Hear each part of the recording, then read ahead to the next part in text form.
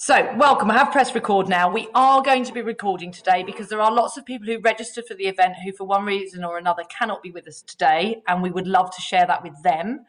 We also want to share the recording of what we talk about today with all of you. So after the event, you will get an email with the recording on there so that you can listen again. You might hear something differently when you listen back.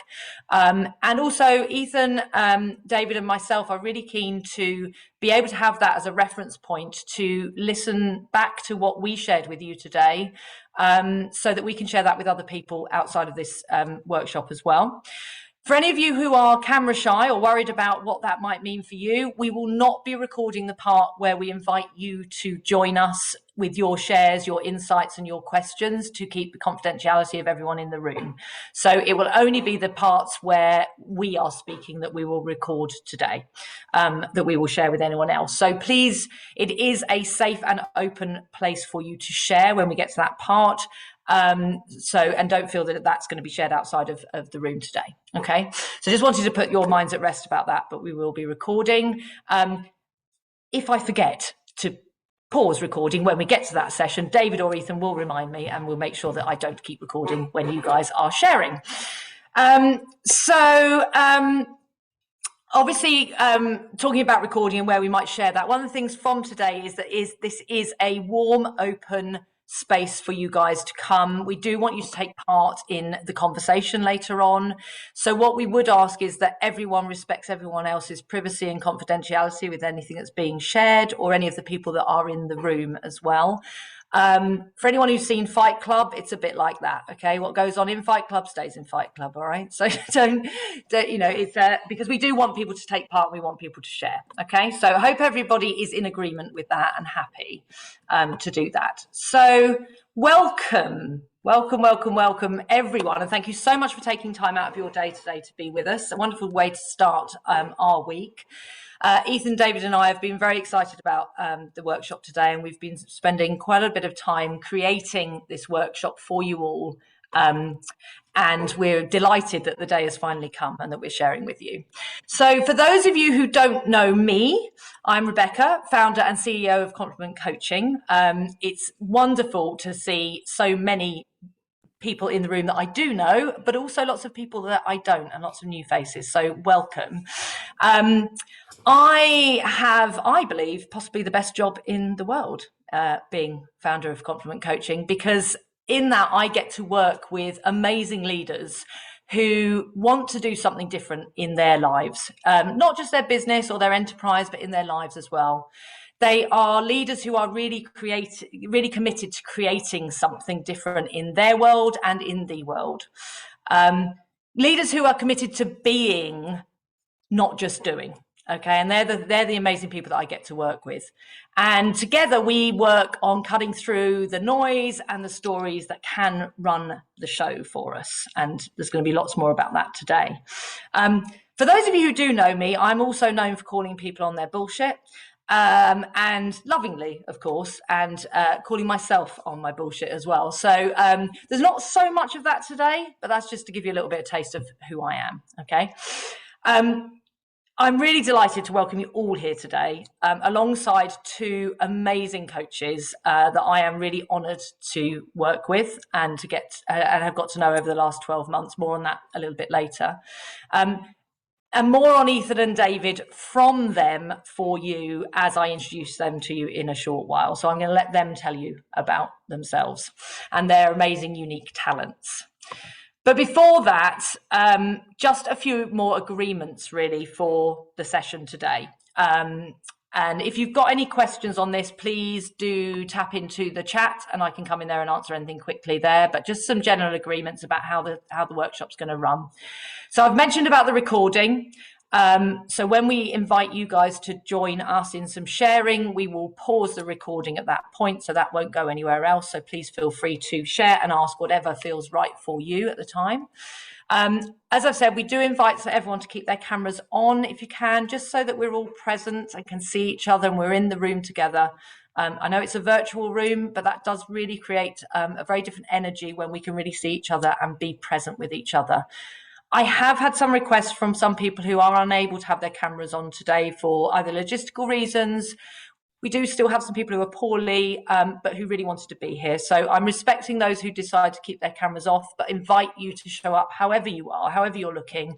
This is a welcoming place. So please don't be shy and do have your camera on if you can. As I say, if everyone can stay on mute while we're doing the sort of the general workshop, that would be fantastic. It allows everyone to hear really clearly and experience with minimum background noise. We will invite people to come off mute when we get into the sharing part of the workshop, and then you can come in and you can ask questions and you can share as well. We will also be asking you at certain points to share within the chat. So that's a great place to sort of put some questions and comments in there if you need to. Just need to let some people in. Okay, sorry. I think everyone's in. Yeah, everybody's in now. So we will be inviting you to come into the chat and put comments in there, questions, insights, experience. What I would say is make those messages, if you're going to put anything in there, please make sure that they are inclusive and to us or to the group as a whole. I know that sometimes when you come on these things, you spot someone that you know, or you see someone that you've been wanting to connect with for a while. And please do take this as a little nudge from the universe to do that. But if we could ask you to do that after the workshop, rather than sort of having any conversations going on in the chat, that would be great, so that you're all still present with us in the room. We are at the end of the session. David, Ethan, and myself are making ourselves available till 2 o'clock this afternoon. So we're going to keep the room open at the end. We plan to finish the sort of formal part of the workshop by 1:30, but we will stay in the room like those good old networking events and webinars and seminars that we are used to going to. We're just going to hang around for a bit. So if any of you do want to come and chat with us at the end or chat to each other, then that's going to be an open space, just like you come up and talk to people at the end of an event. So we're going to do that at the end if you do want to chat and mingle with us or anyone else in the room. The last agreement then really is for yourself, and that's to ask if you can be really present. You've taken time out of your busy days to be here with us today, which is amazing. So gift yourself that time and attention to be here for you. What you will take from today will change things for you. It's a really powerful session if you are fully here to receive. So before we start, if you've got phones on, we invite you to turn them off. If you've got notifications that beep up and take your attention, we invite you to turn them off. Just for this time, just to really be present and give yourself that time and attention. Okay, so the other thing, is to come with a really open mind. You know, we come into these kinds of workshops and sessions, and I've been on lots myself and been on some with you guys, some of the guys that are here. It's easy to come thinking we know what we're going to learn, or coming and thinking we already know what's going to be talked about. So all I ask you to do is really come with an open mind and a curious mind. Be willing to hear something new, be willing to be challenged, be willing to have your stories challenged and your current understanding, and listen to others when they're speaking. And be willing to let others share their experience and their perspective with you. And perhaps within that, you might hear or learn something new as well. So with a couple of thank yous to do, and I don't want to go on for too long. I did say to Ethan and David, if they felt I was going on too long, they're to wave at me. Because if any of you have met me before, I can talk. But our sponsors today, I want to thank Emma and Radical Recruits, who are our sponsors, and you were all invited, I think, when you registered, to make a donation. We will be sharing all the links for that later on. Really, we wanted to do something when we put this workshop together to support someone that was aligned with our with what our intentions were for the day. And obviously I know Emma through my connections within recruitment. I shared with Ethan and David the ethos behind what Emma does with her radicals. And we really felt it was aligned with what we're talking about today. The opportunities that they give people to create something different in their lives, to create good days in their lives, and to create possibility where perhaps their stories have defined them before they have that opportunity is really quite amazing. All the links to that will be shared in the chat and in your emails after the event. So if you feel called to find out more about what Emma and Radical Recruits does, or if you feel called to make a donation, then please do. It is purely an invitation. But thank you to Emma and the team there for supporting us with this event. Thanks also to Simon, who I believe is in the room now. I can't see all of you on my screen, unfortunately, at Members Only, at MO, for your ongoing support and collaboration. It's always a pleasure to work with you, and it's wonderful to see so many of the MO community here today. And to Sam and Lisa, who, if you saw any of the social media posts that brought you here today, run the most incredible school of coaching that David, Ethan and I are part of, coaching and self-mastery. And they really helped us come together and have been a loving support and powerful support to us as coaches. And their commitment to the coaching profession is out of this world. So if that's something that you're interested in, please, again, all the links to Sam and Lisa and what they create in the UK School of Coaching will be provided at the end. Purely an invitation if you want to find out more about those amazing people too. So that's enough of me. With no further ado, I would like to deeply thank and appreciate Ethan and David for co-creating this with me today. These guys are amazing. And I'm going to hand over to Ethan first, and then latterly David, who's going to introduce themselves and take us into the workshop. So thank you for listening to me. And Ethan, over to you. Thank you, Rebecca. Yeah, it's such a pleasure to be able to spend this time with each of you here. And we're really excited about this just because we see this as an invitation into a new possibility. So each of us, Rebecca, David, and myself, have kind of experienced what we're talking about here when we talk about flow and having more flow in our lives. And it's been life-changing. It's a different experience of work, a different experience of myself, a different experience of life. And so we're hoping that this workshop can maybe be an opportunity for you just to plant a seed in your mind that might grow into something life-changing for you. And so when we say make flow your way of being, what are we talking about here? It's one way of thinking about it is two types of days and the difference between those two types of days. One type of day being that stressful, grindy kind of day where you wake up on the wrong side of the bed, and maybe you are familiar with that type of day. And it's like you've got so much in your mind, you've got so much to do, and as the day goes on, your to-do list gets longer. You try something, it doesn't work. There's friction with everybody else. Nobody seems to be able to understand you. You can't get your brain working. And it's such a grind to get through it. And at the end of the day, you just want to numb yourself. Or maybe you say, I don't want this anymore. I want to change something. Or maybe you even say, I'm going to double down. And tomorrow I'm going to grit my teeth and try even harder.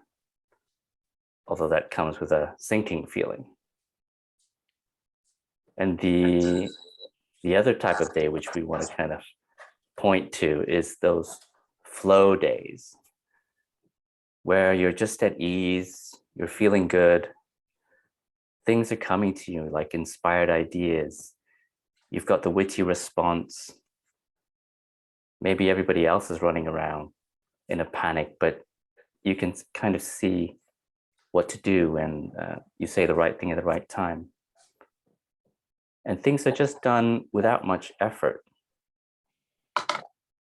And at the end of the day, you're like, well, I could keep going, because it's such a sense of flow and fulfillment and peace or joy. You felt like maybe your connection, your relationships improved. And that's the kind of day that you want to repeat. You want to have more of those. So here we're kind of posing that question. What if you could have more of those flow days? What would that do for you? At work, at home, everywhere in your life. So I'm going to share some experiences from my own life that kind of talk about these 2 days and what the shifts and insights that have kind of led to creating more of those flow days. And I invite you to listen in a special way. Listen not as if it's an interesting story about me, but listen as if what I'm saying is about you in some way. Just try that on. What if this is about me? How is that true? And notice what insights you get as you listen that way. All right. So I'll start off by kind of talking about those stressful days. And I'd like to go back quite a bit, back to when I was in school. And I wasn't one of the cool kids. All I know, hard to believe right now, but I was the shortest in the class and super dorky, super shy. And a lot of the time, the other kids would act as if I wasn't there. So I'd be excluded from conversations. I wouldn't be invited to parties. I'd be picked last in sports. And secretly, I'd be relieved. But at the same time, I developed this sense of lack. It was quite obvious to me. There was something lacking, and I didn't know what it was. But I tried everything to try and figure it out, but I kind of just took it as a fact and as if I'd drawn the short straw in life. And fast forward to when I graduated, I avoided people. So I didn't want to get a job because that meant facing people. So I tried starting up my own business. And I got some success, but underlying whatever I did was this sense of lack.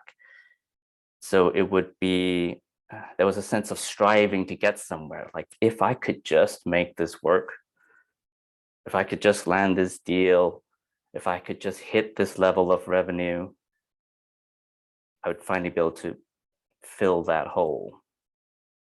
I mean, I didn't think of it that way, but that's kind of what it felt like. And then that sense of lack came out in other ways where I would avoid situations where I might fail or I might look bad. I would avoid conflict. And this really affected my business because I would be creating something, but instead of seeking honest feedback, I would just continue trying to perfect something I was doing. So something that only needed to take a month ended up taking maybe a year. And there was also a sense of anxiety where the more important something got, the more anxious I got. So it was like stress and importance were linked,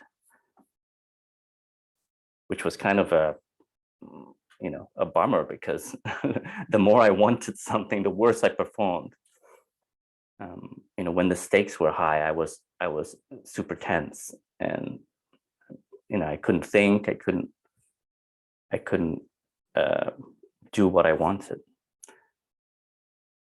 And so when I got a job later on, as my businesses kind of failed, I got a job, and the same things showed up at work. So there would be this kind of performance aspect to me. So I felt like I was playing poker, and my cards were horrible. So I would just be bluffing all the time, trying to bluff and ensure that nobody ever saw my cards, which was pretty exhausting. And when there was something important, I procrastinated on it. So at work, for example, I had a sense that what the company was doing was wrong. Like the strategy just didn't make sense, but nobody seemed to be pointing it out. They would kind of complain about it. And I did the same thing. But I thought I should do something about this. So I started kind of working on a strategy doc on my own. But I never got around to showing it to anyone because it never felt good enough. Whenever the opportunity came up, I avoided it. Like the CEO was there and I wouldn't say anything. I'd just be pleasing, trying to get their approval, say the things that they agreed with. So it was this constant uneasiness and stress, lots on my mind. Simple things would feel painful, like writing an email. Might take me an hour to write a simple email because I kept simulating what the other person would think and how that would make me look, and what if that, and what if this, what if that. So it was such an anxious, tight, constricted way to be. And it wasn't like this all the time, but it was like this whenever it was something I really wanted or something important. So it felt like I was in a box. I couldn't get out of this box. So it's just kind of repeating the same thing and same patterns over and over. So as you're kind of listening to this, I invite you as well to kind of notice the feeling that you have inside. What's the experience you have? How does it feel in your body? What feels familiar about this? And at this point, I'd like to hand over to David, for David to do a little exercise that will help to integrate kind of what I'm talking about and have you have an embodied sense of it. All right, David, would you like to take over? Thank you, Ethan. Yes, I would, and welcome everyone. So for my bit, you're going to need a book. If anyone hasn't got one yet, you're going to want to have a book that you can kind of put up against your table like that. Something that if you grabbed hold of, you're not going to knock over any tea or coffee or water or anything, but just as a tool to try and demonstrate this thing that Ethan's been talking about, and I'm going to try and give you an experience of that for yourself. So I came into coaching through martial arts. And one of the things that martial arts really taught me was this connection between the mind and the body, and that relationship between mind and body moves in both directions. So if the body is tense, so the mind is tense. And if the mind is tense, then the body becomes tense as well. So in the over 25 years that I've been teaching, and certainly in the 30 years that I've been practicing for myself, I really noticed that if I was really trying to learn something or do something well, my body would get tense and I would do it really badly. But I also noticed that the converse was true, that if I relaxed, if I just allowed myself to move more naturally and freely, then the results would be a lot better. So I want to give you a real experience of that. So thumbs up if everyone's got a book or something that they can grab. Yeah, fantastic. And I'll assume that the people are off camera, they can do that. So I'm just going to move a little bit away, right? So this book, your book, represents your goals. So it could be making your business larger, getting more clients in, getting more revenue in, more collaborations. You get the idea, okay? And what you're doing is you're focusing on that goal. And what I want you to do is I want you to, as quickly as you can, as fast as possible, I want you to be able to grab that book. Okay, I want you to go for that goal, right? But you're not allowed to go until I say you can go. Okay, that's the martial arts bit in me. All right, so everyone's got their book there. Thumbs up. Great, very good. All right, and I want you to think about something that you really, really want. Okay, something that you want, and as you're doing it, all you can do is reach for it as fast as you can when I say go. All right, so let's just do it once as a trial. So you're focusing on your book, you're focusing on your goal, and go. Awesome. Great, let's do it again. Okay. And I want you to want it more. I want you to feel the urgency of wanting it even more, how important it is to get that money so you can, I don't know, get that car that you want, or the bigger house, or the longer holiday, or any of those things. Just really, really want it. Ready, focus on the book, and go. Fantastic, great. And we'll do it one more time. I want you to want it even more than that, whatever that would mean, okay? Whatever that would mean, I want you to really, but as you do it, I want you to notice what's going on in your body. What are the feelings and sensations that are coming up in your body as you sit there waiting to grab, waiting for me to say, Geo. Okay, so you're there, you're waiting, you're aware of your body, and go. Fantastic, brilliant. So if you'd like to write in the chat, what did you notice in your body? What feelings and sensations did you notice coming up as you were waiting to reach for that book? Yeah, tension, lack of breathing, fantastic. Apprehension, anxiety, tension, great. Excitement, none at the start, more and more tightness each time. Yeah, great. Excitement, fantastic. Tense, holding my breath, focus, great, fantastic. And with that excitement, what was the actual feeling? Was it excitement and tension, or was it excitement and kind of bubbling over passion? What was it? Anticipation, tingles? Ooh, I can feel the Grease song coming on.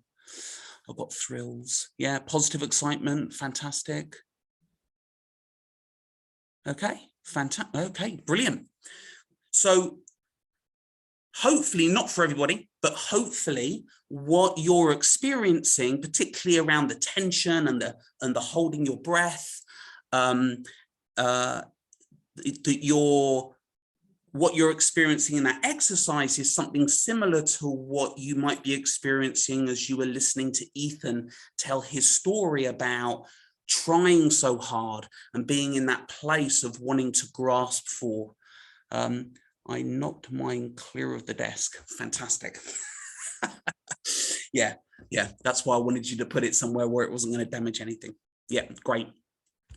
So yeah, so what we're going to do is I'm going to hand back to Ethan, but we're going to come back to this story. We're going to come back to this exercise and see if we can find a way of doing it more efficiently, more effectively, and with less tension. So over to you, Ethan. Yeah, thanks, David. That's fantastic.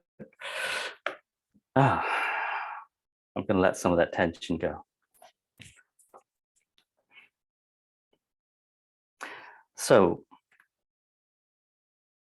while all that was happening, what I was sharing earlier, there were other things that were happening, and I'll call them exceptions for now. But yeah, they were kind of like exceptions to the rule. And one of the earliest ones I remember was, again, back in school when I was about 11. And I was sitting on a staircase having lunch. That's what I would do because I didn't want to have anything to do with the other kids. So the other kids would go to the canteen or play, and I would go find a corner so I could sit by myself. And I was having lunch there. And I had this sense of just peace all of a sudden come over me. And it was really weird. I found myself just chewing my sandwich, sort of just looking around and thinking, I'm fine. Like I'm fine just as I am here. I'm happy here.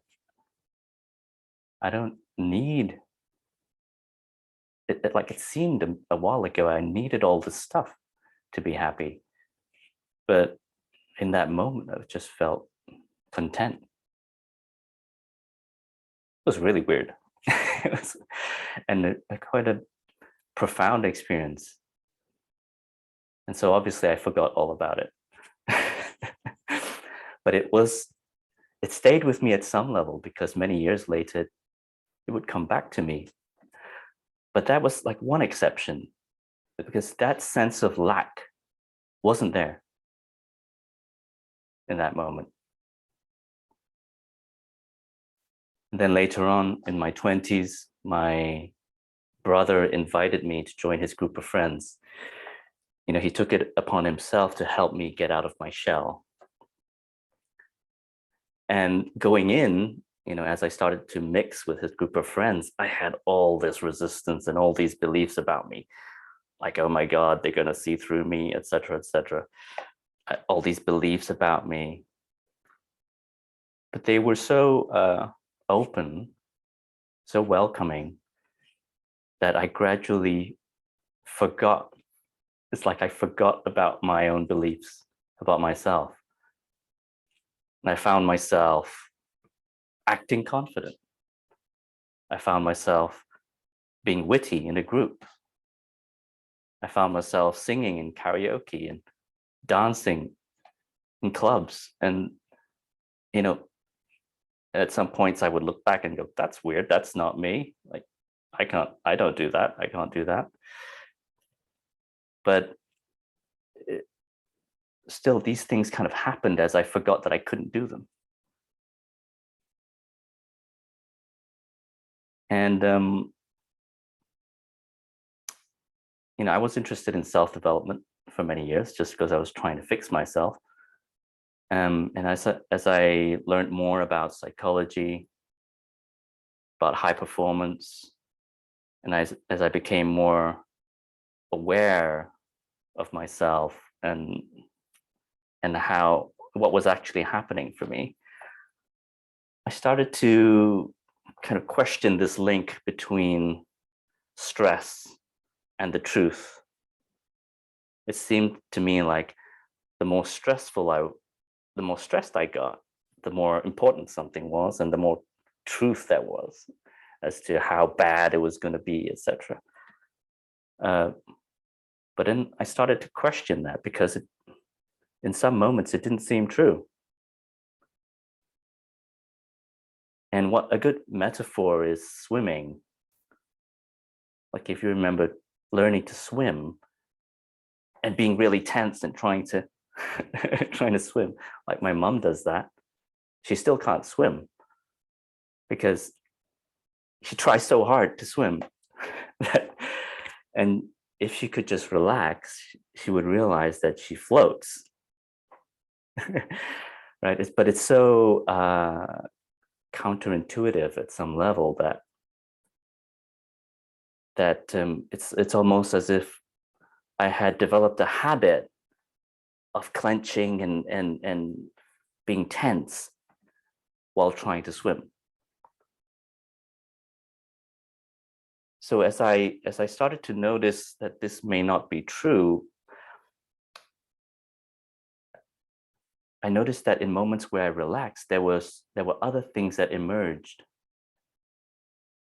It wasn't like I used to think that if I relaxed, everything would fall apart and they would see there was nothing inside. But what actually happened is, as I relaxed and I let go of trying to be a certain way or portray myself a certain way, things got better.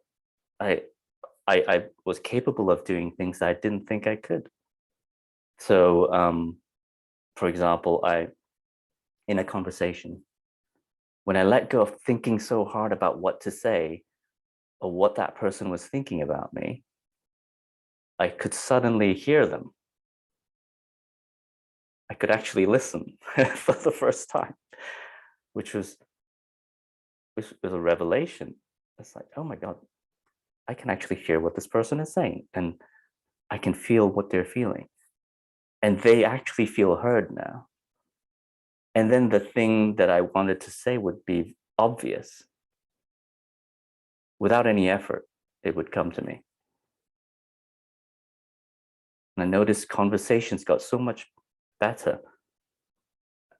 Conversations with somebody new could, within half an hour, become really deep and meaningful, which would have been mind-blowing to me, because it would have been, I tried to learn all about small talk, etc., and never got anywhere with that.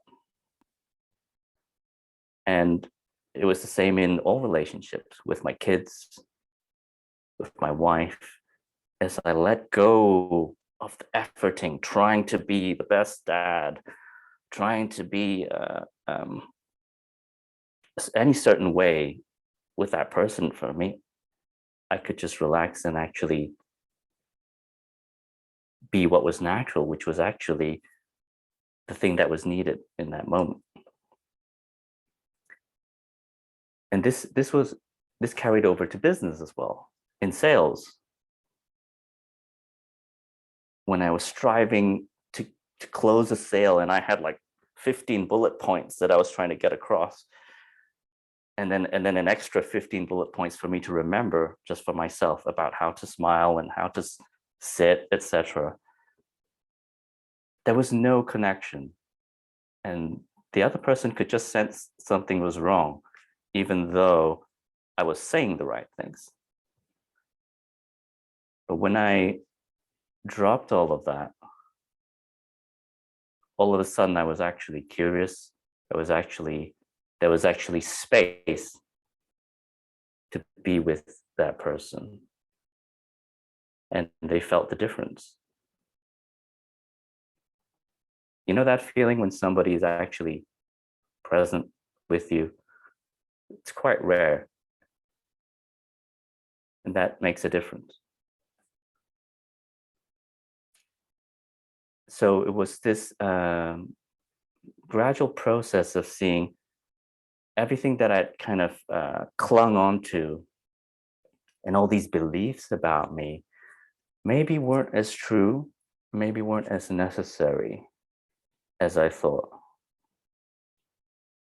Is it true that if I don't try so hard, I won't get anywhere?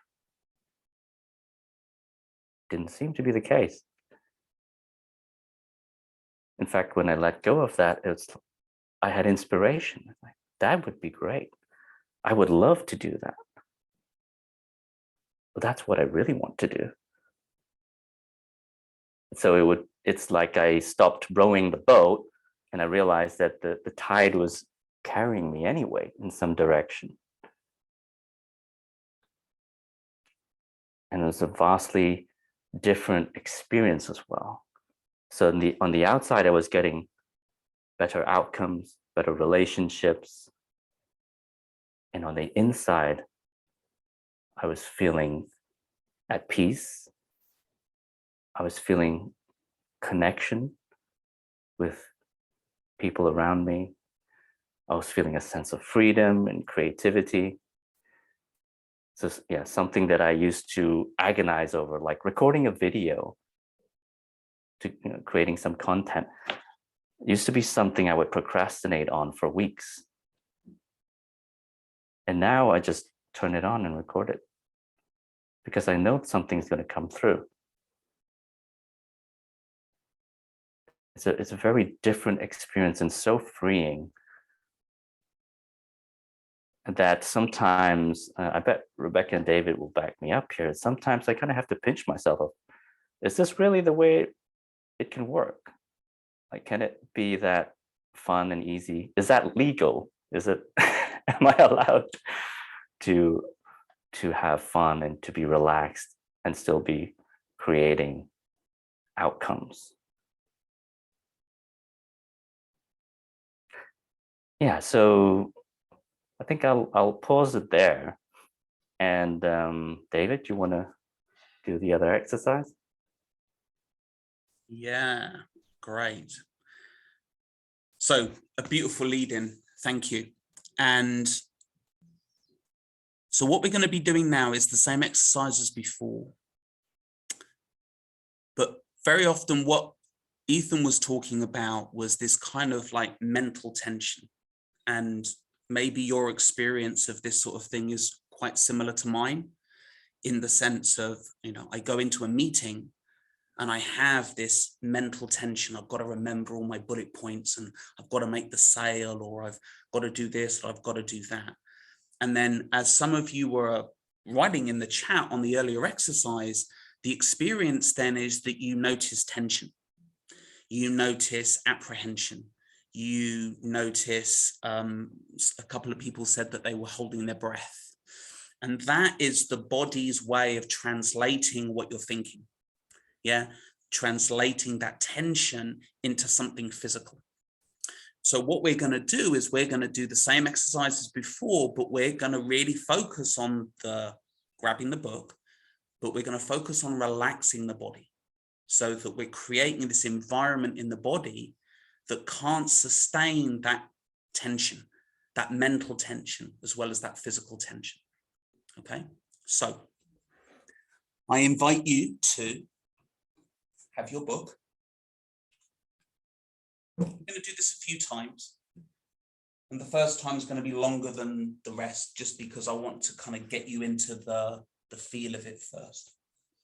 So as you're sat at your chair or at your desk with the book, maybe just for now, close your eyes. And notice your breathing. Bring your attention to your breathing.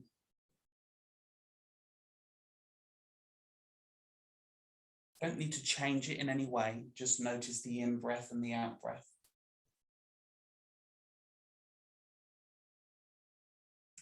And if you're feeling tension, if you're feeling apprehension or even anxiety, lengthen the out-breath. Make the out-breath just a little bit longer than the in-breath. And that helps to calm the body, relax the body and the nervous system.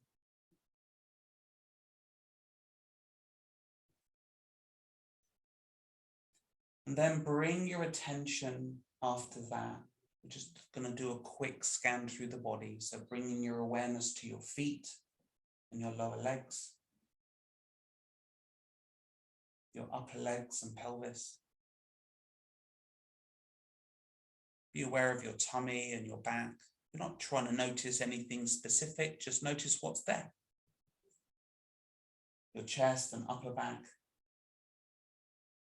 your shoulders, your arms, right down to the fingers. Be aware of your head and your neck.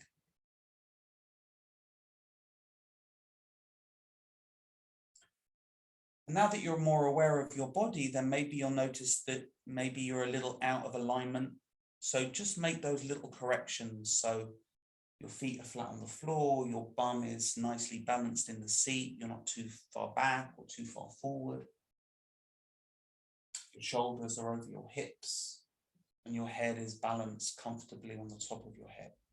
So you're sitting quite dignified, really, quite calm, quite relaxed. And then relax the core muscles of the body. So relaxing the forehead, the eyes, the jaw, the tongue, these classic places that get quite tight when we're quite stressed. Relax the chest, the tummy, the pelvis.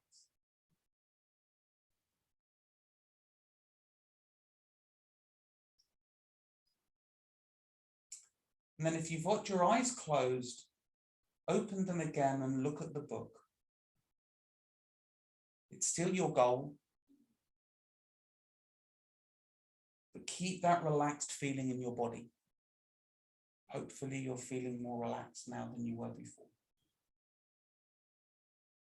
And then when I say go, I want you to grab for the book as fast as you can. But keep the body relaxed as you do it. We'll try this a few times, but this is the first. Go. Great. Put the book back. Maybe that was faster. Maybe you tensed up a little bit, but let's see if we can do it again and stay relaxed. So a little quicker this time because you're kind of into it a little bit now. So just relaxing the body, being aware of your body, balancing your body.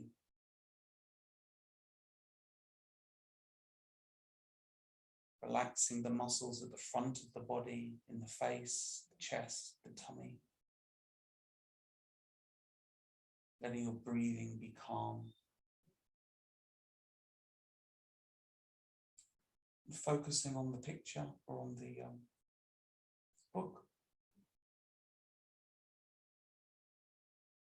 And go when I say go. Go! Were you faster again? Did it feel easier this time round than last time? Let's try it one more time. So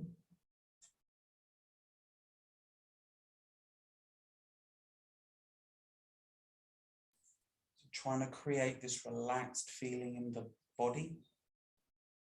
I'm also paying attention, what do you notice in your mind now? Is your mind more focused? Are you more relaxed? Are you moving faster in your body? Are you achieving better results with more ease and flow in your body? If you're anything like me and the thousands of students that I've taught in martial arts who want to punch faster or kick harder or higher, relaxing the body gets better results. And it seems counterintuitive, but you're proving it to yourself right now. So one last time. Being aware of your body, like we did at the start. Being upright, relaxed, balanced. Shoulders over your hips, head balanced on the top of your spine. Shoulders relaxed. Taking a light focus on the book, your goal, whatever that happens to be. And go when I say go. Go! Okay. So I invite you in the chat to share, how did it feel different? How does relaxing first allow you to grab the book faster maybe? Yeah, no tension, smoother, more responsive. Yeah. Imagine this in a martial arts context when you're fighting or practicing with someone. Yeah, more controlled, less aggressive, no pressure on myself. God, how wonderful to give yourself permission. Yeah, the book now feels unimportant. I went from sub-second to several seconds to grab it. Okay. Great. Felt like I was slower.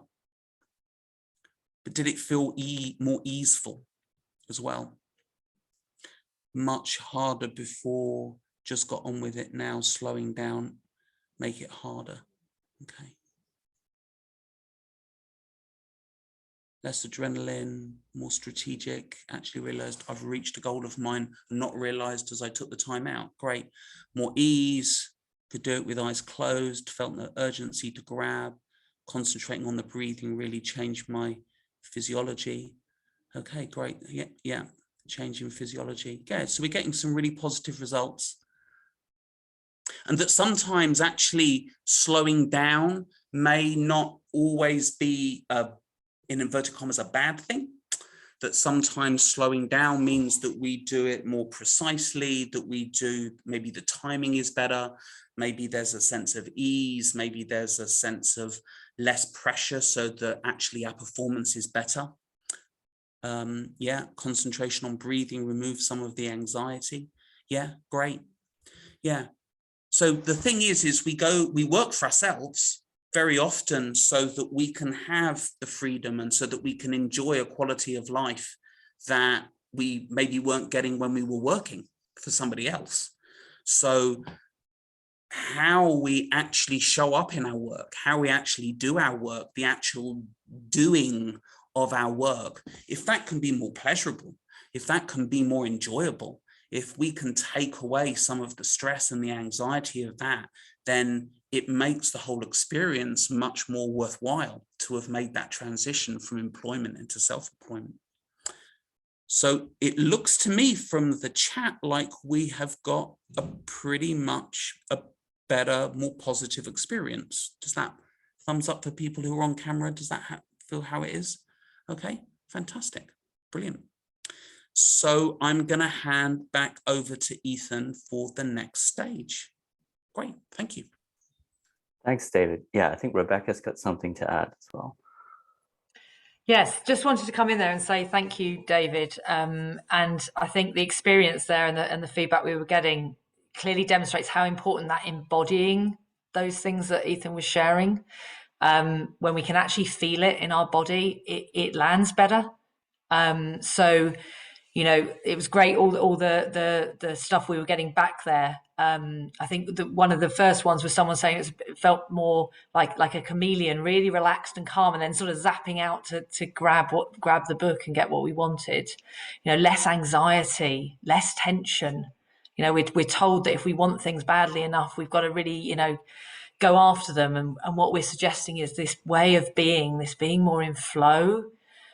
It changes our experience, not just our results, but our experience of it. And, you know, Ethan talked very powerfully about that in the stories. And I hope you were listening for you.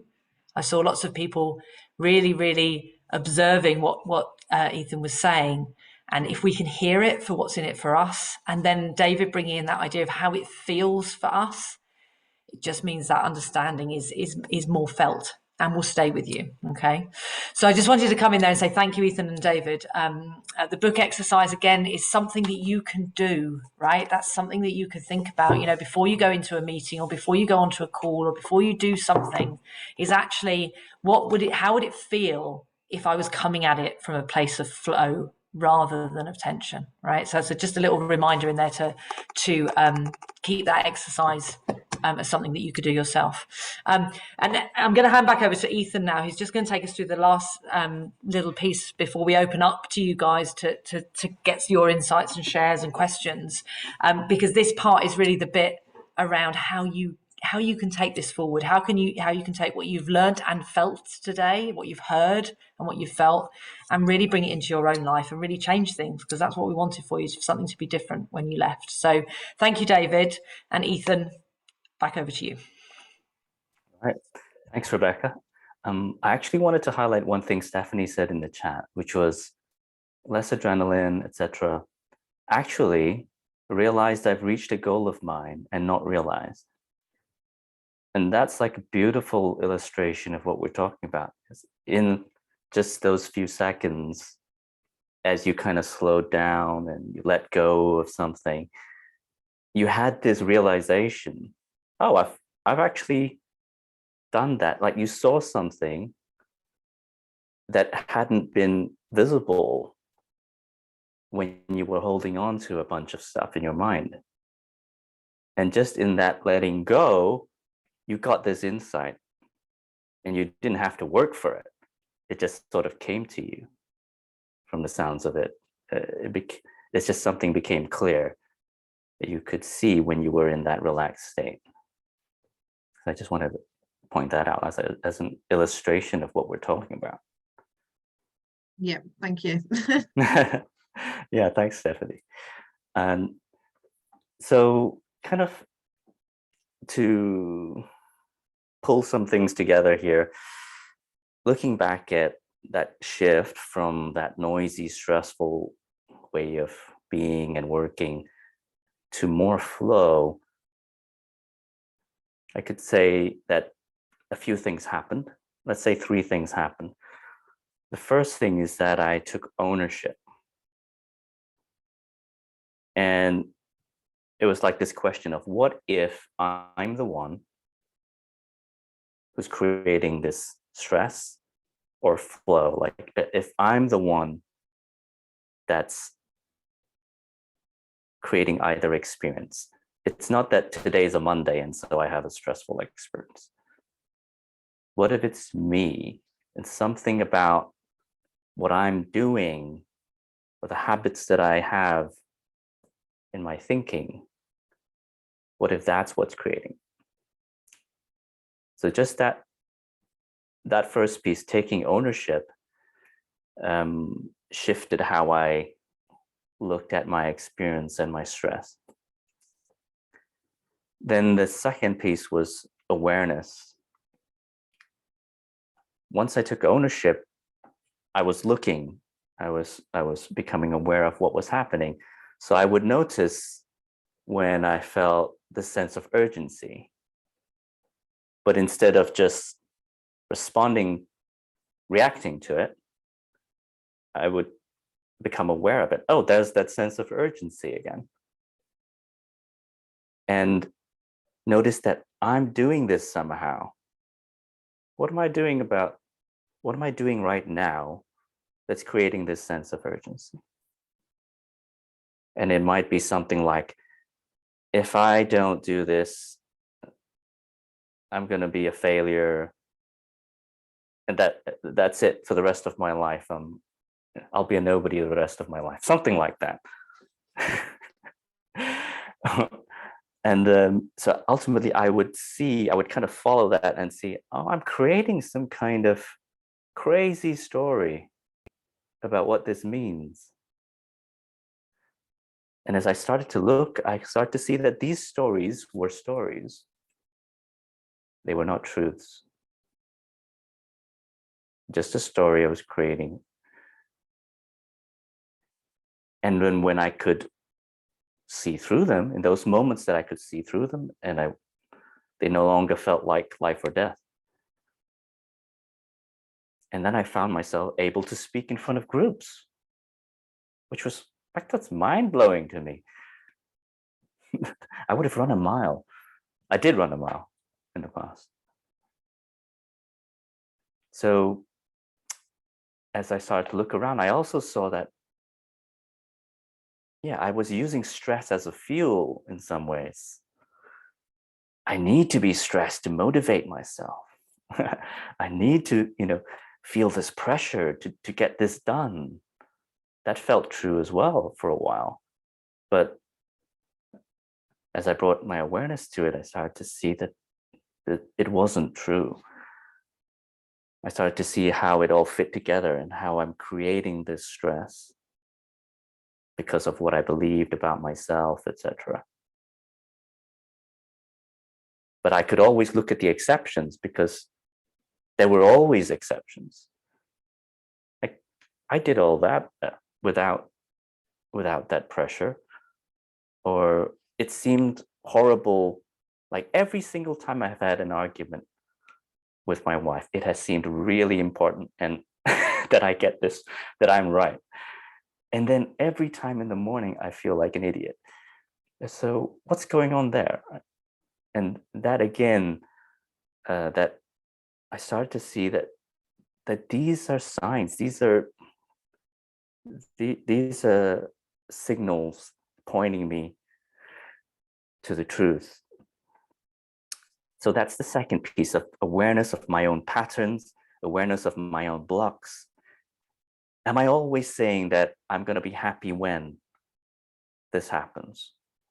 Or do I always need them to approve of me? Right? And am I going to stay anxious until they approve of me, for example? So all these became clearer and clearer as I saw them. And then, so we have ownership and then awareness. And the third piece is retuning. And it was a shift of, it was a common sense shift as I started to see, I'm listening to the noise. Think of it as noise on a radio station. I've spent so much of my life listening to the noise and reacting to the noise, having the noise dictate what I do. When that started to look like a bad idea, I naturally started paying less attention to that. And then there was something else emerging.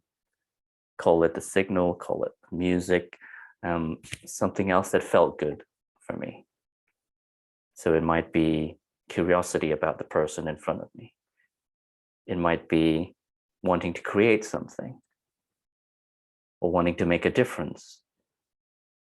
Like me doing this workshop, I could see it in an urgent, noisy way, like, oh, I need to impress them, etc. And all this pressure is there. But I'm not interested in that. So if I'm not interested in that, what else is there? There's curiosity about who's this person in front of me. There's a desire to connect with them. There's a desire and excitement for them about, well, if they actually get a glimpse of what we're pointing to here, it could really change their life. And it has been life-changing for me. So there's a real passion there then to support you to see that. And that just feels so much better than the noise. So that last piece, the retuning, is like a natural shift of preference to like, I'm sick of Mondays feeling bad. I'm gonna let go of whatever that is. And I guarantee you, if you do that, there is something else. There is something else. You have something else that is fueling you. There's something else that feels better than that. And you don't even have to work for it. It's already there, this sense of aliveness, sense of wanting to do something meaningful, wanting to connect with people. Yeah, I think I'll leave it there so we have some time to open up. Thank you, Ethan. Thank you. How beautiful. I saw lots of smiles around the room as Ethan was sharing that last piece. And I actually wrote down, loved, and we've been working together on this for some time, but Ethan, I heard something new today, which was, and I wrote down, there's beautiful music where there once was just noise. And I think one of the wonderful things about what we're saying here is that music is a choice. You can create what you want, and it will be different for every person in this room. So the other wonderful thing about what Ethan has shared and what David has shared today in terms of embodying it is this is not dictated to you. This is you creating what you want to through your thoughts, through your feelings, and that you can change it. You can choose. As we say, that retuning, it's a choice. What are you going to tune into and what are you going to tune out of? And that comes very much from those moments that Ethan shared there when you've suddenly realized that without all of that external noise, you've chosen your own beautiful piece of music. And actually, when you're there, it's just easier. I loved the word that David uses, easeful. And that will look different for all of us. Ethan, David and I all, worked together on this project and many other things. We all work very, very differently, and yet we're all in flow. But it's very different for each of us. So thank you, Ethan. Thank you, David. And listen, now we would love to hear from you guys, right? This is the bit we're going to open up. So I will remember to press to pause recording in a second as well. Is we want to hear from you. So if there's something you want to share, something you've heard today, something that you've experienced today that you want to share, please do. If there's a question you have or something that hasn't quite landed for you that you want to explore a little bit more, then please do. I'm going to pause recording and then just come off mute if you want to share something, or raise your hand on the little emoji thing and we will invite you. But yeah, please do, because we all learn from each other's experience and someone might hear something from you that they haven't heard from us. So let me pause recording for the last bit. Thank you everyone for sharing, and we've got some great shares in the chat, which we'll also put in the email out, so you can, if you didn't have a chance to read what other people were sharing, you will have a chance to see that as well.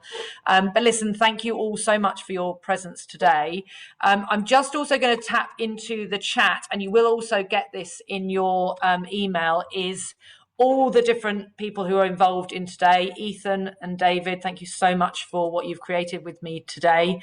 Their details are in the chat, so if you feel called to speak to David or Ethan about anything that's happened today or anything else that you think would be worth having a conversation, they are more than happy to engage and connect with you, so please do that. Also to the sponsors, Radical Recruits, and the donation link is in there if you feel called to do anything with that. Plus to the wonderful Simon and Mo, and myself. We are going to stay here for the next 25 minutes or so, but I do appreciate that people might want to go off and do something else now after giving us their full time and attention for the last hour and a half. But we are going to stay here. So if anyone can stay, if anyone wants to connect with anyone else in the room, ask any questions, then you are more than welcome to. And I really hope that something will be different from today. Perhaps you've unlearned something, as Jonathan pointed there.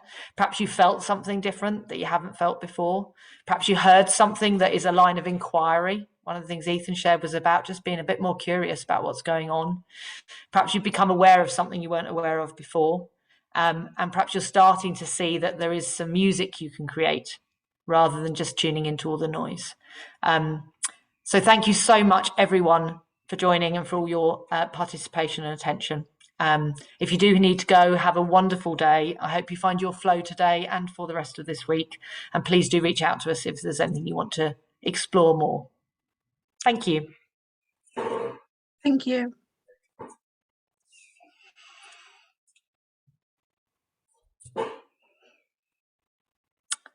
Fabulous. Some people have stayed. How wonderful. How wonderful. Thank you, Ethan. Thank you, David, for your shares. Anyone in the room now? Pause the recording. Oh, yes, good point. Thank you. Thank you, David. I'll actually stop it now. There we go.